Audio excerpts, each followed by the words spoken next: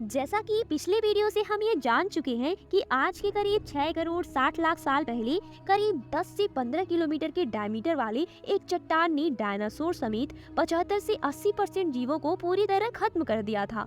लेकिन क्या हो कि हम आपसे कहें कि उस विशालकाय चट्टान को पृथ्वी की तरफ ढकेलने में दरअसल एक स्टार जिम्मेदार था।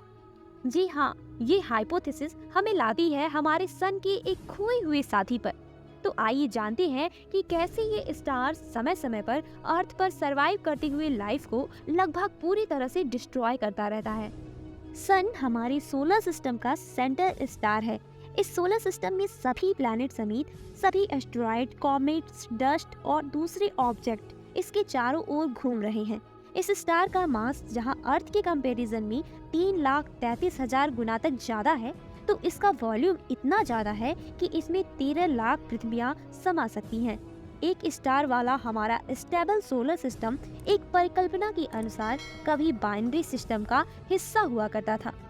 अगर आपको नहीं मालूम कि बाइनरी स्टार सिस्टम क्या होता है, तो हम आपको बता दें कि बाइनरी स्टार सिस्टम एक दूसरे का चक्कर लगाते हैं और एक साथ ही गैलेक्सी का रिवोल्यूशन भी करते हैं, यानी कि गैलेक्सी की परिक्रमा भी साथ साथ करते हैं। ये परिकल्पना तब एग्जिस्टेंस में आई जब साल 1984 में इन दो पैलेंटियोलॉजिस्ट ने एक रिसर्च पेपर को पब्लिश किया था, जिसमें दावा किया गया था कि उन्होंने टाइम सीरीज एनालिसिस के अलग अलग रूपों का उपयोग करते हुए पिछले 25 करोड़ सालों में एक्सटेंशन रेट की दरों में एक स्टैटिस्टिकल पीरियोडिसिटी की पहचान किया था, जिस दौरान उन्होंने अर्थ के पिछले 25 करोड़ सालों में 12 एक्सटेंशन इवेंट की पहचान की थी।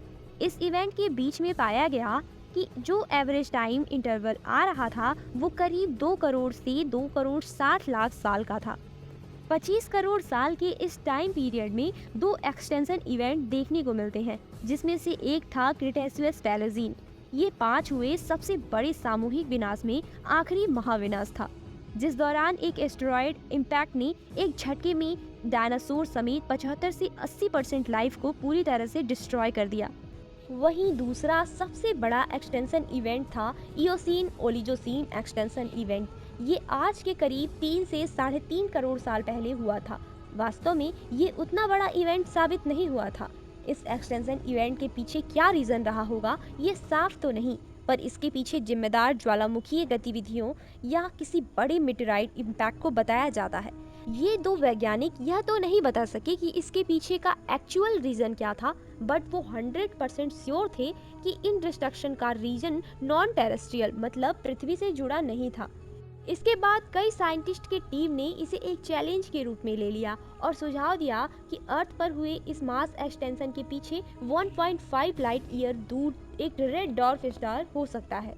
बाद की थियरी ने यह भी सुझाव दिया कि नेमेसिस नाम का ये स्टार ब्राउन डॉर्फ या व्हाइट डॉर्फ स्टार हो सकता है।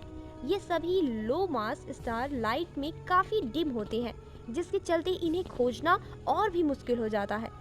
साइंटिस्ट ने अनुमान लगाया कि ये नेमेसिस हैवी प्लेस जैसे वुड क्लाउड को इफेक्ट करता होगा और इसी के चलते वुड क्लाउड में मौजूद बर्फीली चट्टानें सन की ओर ढकेल दी जाती होंगी। अर्थ के करीब 25 से 50 करोड़ सालों में हुए एक्सटेंशन इवेंट के बीच में साइंटिस्ट ने जो 26 से 27 मिलियन ईयर का पैटर्न देखा था, उसके पीछे हो सकता है कि ये नेमेसिस ही जिम्मेदार हो।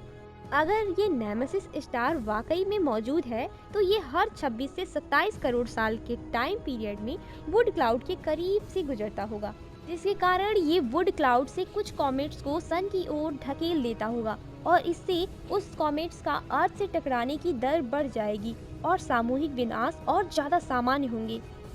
काइपर बेल्ट ये एक और चट्टानी पिंडों से बना डिस्क है जो सोलर सिस्टम के अंदर की ओर मौजूद है। सन का ये अज्ञात साथी तारा आने वाले टाइम में अपनी ग्रेविटी से इसे काइपर बेल्ट को प्रभावित करता है। साइंटिस्ट का ऐसा कहना इसलिए है क्योंकि उन्होंने दूसरे तारामंडल में ऐसे सबूत देखे हैं। साल 2017 में हुई नई स्टडी के अनुसार हमारे सन जैसे सभी स्टार्स एक साथी तारे के साथ अस्तित्व में आते हैं। नेमेसिस के केस में अगर एस्ट्रोफिजिसिस्ट की माने तो अगर वास्तव में ये कभी मौजूद था भी तो दूर इतिहास के शुरुआती दिनों में ही ये सन से दूर हो गया था। जैसा कि आपको पहले ही बता दिया गया है कि डॉर्फ स्टार की लाइट बहुत ही डीम होती है, जिससे उन्हें खोजना इतना आसान नहीं होता है। इसलिए इसे बेहद सेंसिटिव टेलीस्कोप से खोजा जा सकता है। इसीलिए साइंटिस्ट ने इस स्टार को खोजने में 4 साल का वक्त लगा दिया, जिससे उन्होंने 173 रेड डॉर्फ स्टार को खोज निकाला। लेकिन कोई भी स्टार इतना करीब नहीं था जिसे नेमेसिस कहा जा सके। इतने साल से की जा रही रिसर्च से भी जब कुछ हाथ नहीं आया, तो कई साइंटिस्ट ने निष्कर्ष निकाला कि सन हमेशा से ही अकेला ही रहा है। अगर वास्तव में ऐसा कोई स्टार मौजूद होता, तो इस सेंसिटिव इनफाइनाइट टेलीस्कोप ने इसका पता कब का लगा लिया होता। लेकिन इस सोलर सिस्टम के दूर गहराइयों में कुछ बहुत मैसिव जरूर होगा, जो दूरी पर मिले ट्रांस नेपच्यूनियन ऑब्जेक्ट में गड़बड़ी उत्पन्न कर रहा है। ये सब जानने के बाद आपको क्या लगता है कि नेमेसिस जैसा कुछ भी मौजूद था, या फिर इसके पीछे कुछ और रीजन हो सकता है?